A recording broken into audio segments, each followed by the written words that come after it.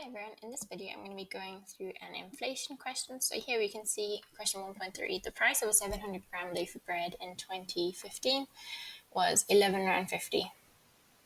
Okay, so let's just make some notes here quick. Okay, so 2015, the price was £11.50.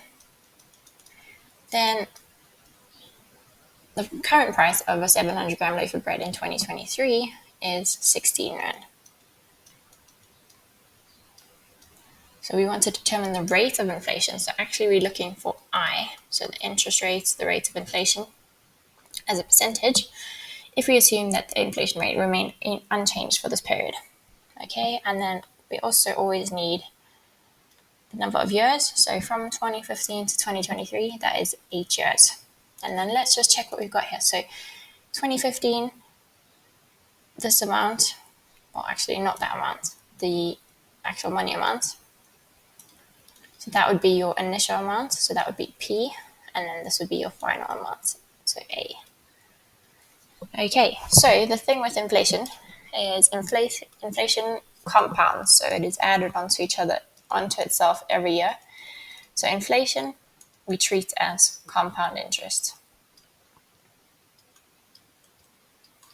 Okay, so we are going to use the compound interest formula, which is A is equal to P times 1 plus the interest rate to the power of n. Okay, so let's fill in what we've got here. So we have got the final amount was 16. We have got the initial amount was 11.50. And then 1, we're trying to work out this interest rate, and we know it's for 8 years. Okay, so we're trying to get that I, the interest rate by itself. So we are going to take everything else across to try to get I by itself. So first of all, 11.50, we were timesing, so we're going to divide on that side. So we are going to end up with 16 divided by 11.50 is equal to that bracket. Okay, then the next thing we have to do is try to get rid of that exponent. So if you wanted to get rid of a square, you would square root it. So here we're going to 8 root it, if that's the word. So we're going to, on both sides, we're going to put a root like this. So 16, 11.50. And then on this side, square root or 8 root the whole thing. Okay, the reason for doing this is then on this side, that's going to cancel. So we're left with just the bracket, and then obviously on that side we still have that. If we then keep going, we are nearly at the end of answering this question. So we can then take this 1 across. So we were adding 1, now we can take away 1.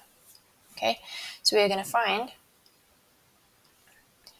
this whole thing. Sorry, I've just run out of space. I'm just going to do it in the corner here. Okay, so this whole thing